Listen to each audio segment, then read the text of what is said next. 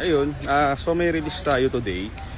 Kung naalala nyo sila sir, parang 1.5 month ago yata nabili sa atin to. So ito re-release natin. Tinirescue natin sa, well, nila.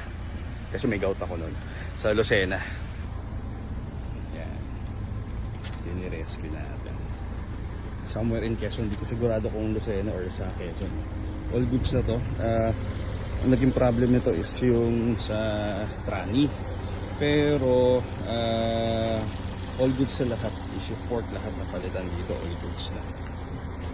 Yan, check lang natin.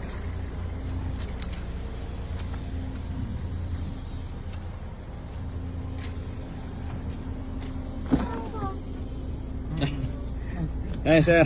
Hi. Sila po, sir. thank you po, Sila thank yung you. owner.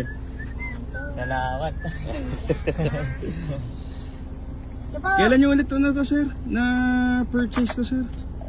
Last, anong date yun? Hindi ko maalala kung ano. April 18 yata yun. Tagal na rin pala, hindi pala. matagal. More than a month din Oo, pala. more than a month. Oo. Nakaka 1 month. Nakaka 1 month. Sir, Ay. yung ano, yung reminder lang sir. Gamitin nyo lang sir.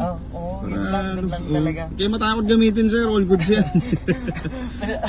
Basta pag nagka-problema sir, sagot namin kayo. Pagka nag-ano lang kasi na, pa-condition lang ako noon, gawa ng paalis kami. Pero ngayon, aaraw-arawin ko na to. Oo. Enjoy nyo lang sir. The more na gamitin nyo yun sir, mas may enjoy nyo yan. Tsaka alam nyo naman sir, pag may nangyari, sagot namin kayo sir. Walang problema sa ano, GTA cars talaga. Talagang nandyan lang sila. Salamat. Salamat din sir. Enjoy your ride sir ha. Salamat po. Kaya sila sir.